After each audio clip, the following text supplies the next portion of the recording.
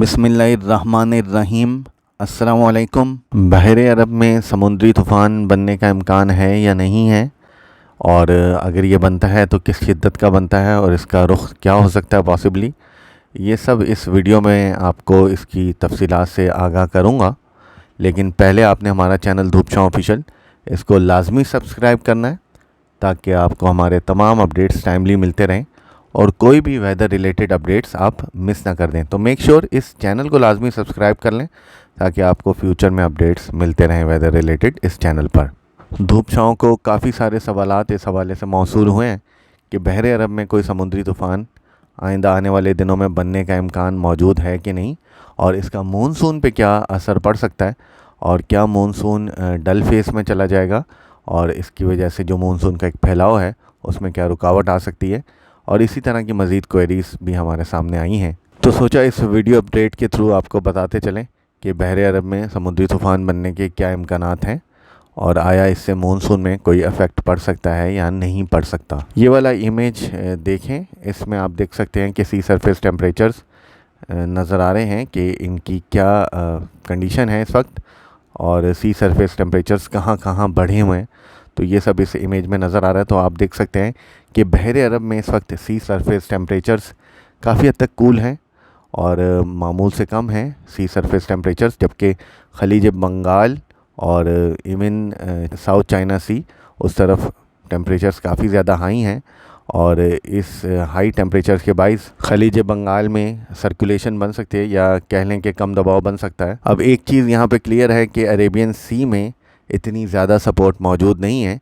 कम दबाव से रिलेटेड, यानी कोई भी कम दबाव आता है तो उसके नतीजे में अरेबियन सी इस वक्त इतना सपोर्टिव नहीं होगा क्योंकि यहाँ के टेम्परेचर्स काफ़ी अभी तक ठंडे हैं। जबकि कोई भी सर्कुलेशन, कोई भी कम दबाव खलीज बंगाल से मूव कर सकता है अरेबियन सी की जानिब, क्योंकि इस वक्त जो कंडीशंस हैं वो सपोर्ट कर रही हैं इस चीज़ को कि खलीज बंगाल से बनने वाला लो या कम दबाव बहरे अरब की जानिब मूव कर जाए। अगर ऐसा होता है कि कोई सर्कुलेशन या कम दबाव खलीज बंगाल से बहरे अरब की जानिब मूव करता है, तो अभी तक की जो कंडीशंस हैं वो इसी चीज़ को फेवर करेंगी कि वो काफ़ी साउथ से, यानी अरेबियन सी के भी काफ़ी जो जनूबी हिस्सा है वहाँ से ये दाखिल हो, मतलब खलीज बंगाल के भी साउथ से और अरेबियन सी के भी साउथ से ही ये दाखिल हो, ये हवा का कम दबाव। इसके नॉर्थ में आने के इम्कानात फ़िलहाल कम हैं। इसकी वजह जानने के लिए आप ये देख लें, ये जो एमजियोग्राफ्स हैं वेलोसिटी पोटेंशियल के, उसमें आपको नज़र आएगा कि जो राइजिंग एयर है वो बहुत ज़्यादा साउथ चाइना सी में मौजूद है, खलीज बंगाल की तरफ मौजूद है, ख़ास तौर पे मई के महीने में। और साथ ही साथ आप ये भी देख लें कि ये राइजिंग एयर बहुत ज़्यादा कोई मौजूद नहीं है अरेबियन सी पर, और कोई ख़ास एक्सपेक्टेशंस भी नहीं है कि ये राइजिंग एयर अरेबियन सी में कोई बहुत ज़्यादा मौजूद हो। लेकिन मई के एंड में कुछ राइजिंग एयर नज़र आ रही है अरेबियन सी में, यानी कुछ सपोर्टिव कंडीशंस हो सकती हैं उस लो के लिए अगर वो खलीज बंगाल से मूव करता है मुतवक्का तौर पर। अदरवाइज़ जून के शुरू में भी कोई ख़ास सपोर्टिव कंडीशंस बहरे अरब पे नज़र नहीं आ रही। ये ECMWF मॉडल की आउटपुट है, उसमें आप देख सकते हैं कि एक लो प्रेशर एरिया खलीज बंगाल से मूव कर रहा है, दैन ये अरेबियन सी पे आता है। लेकिन इस वक्त तक इसकी जो इम्कानात हैं ऐसे लो प्रेशर के मूव करने के वो बहरहाल मौजूद हैं। यहाँ पे जो दो चीज़ें हैं नोट करने की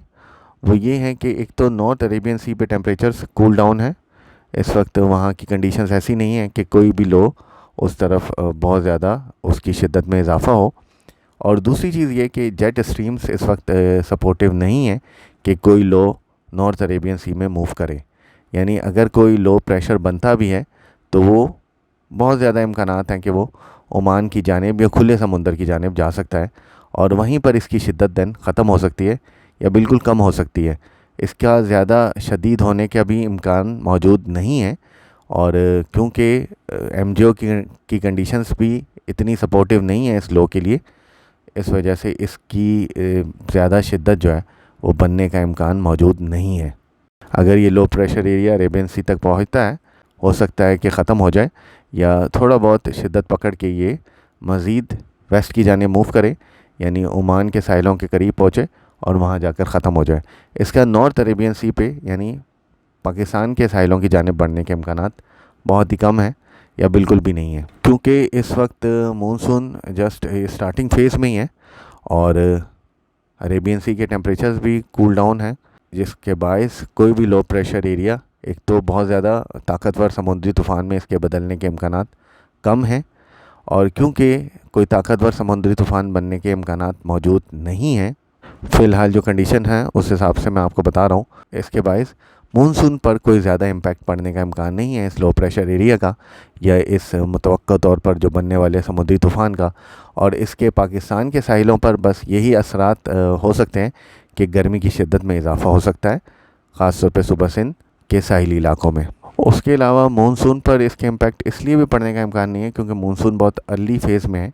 और अभी मानसून का फैलाव है, जो नॉर्मल फैलाव पाकिस्तान तक पहुंचता है वो जून एंड में ही पहुंचती है मानसून, तो उसमें काफ़ी ज़्यादा टाइम बाकी है। अगर इन केस कोई समुद्री तूफ़ान बन भी जाता है जिसके बायस अरेबियन सी के टेम्परेचर्स मज़ीद ठंडे पड़ सकते हैं, तो मानसून को फिर इतना नुकसान उसकी बायस नहीं होगा मानसून के फैलाव को, और मानसून जो है वो अपना जो उसकी नॉर्मल डेट्स हैं वो उसी तरह प्रोग्रेस उसकी जारी रहने का इम्कान है। वक्ती तौर पर शायद थोड़ा बहुत ठहराव आ जाए, लेकिन लॉन्ग टर्म में पाकिस्तान के मानसून पर इसका इम्पैक्ट बहुत कम हो सकता है या बिल्कुल ना होने के बराबर। टू कंक्लूड, यहाँ पे मैंने आपको दो चीज़ें बताई हैं। एक तो अरेबियन सी के टेम्परेचर्स इतने ज़्यादा हेल्पफुल नहीं होंगे इस कम दबाव के लिए कि ये बहुत ज़्यादा शिद्दत पकड़े। दूसरा ये कि जेट स्ट्रीम्स भी इस वक्त इस टाइप की नहीं है कि कोई लो प्रेशर एरिया या कोई समुद्री तूफ़ान अरेबियन सी, नॉर्थ अरेबियन सी में दाखिल हो। इसका मतलब है कि पाकिस्तानी साहिलों पर इस कम दबाव के कोई ख़ास असरात नहीं होंगे, माँ सिवाय गर्मी के। गर्मी में इजाफ़ा हो सकता है और टेम्परेरली गर्मी की शिद्दत में इजाफ़ा हो सकता है पाकिस्तान के जनूबी इलाकों में इस हवा के कम दबाव के बायस, क्योंकि सी विंड्स कट ऑफ हो सकती हैं। अब तक के लिए धूप छाँव से फ़िलहाल इतना ही। मज़ीद अपडेट्स के लिए धूप छाँव के साथ रहें।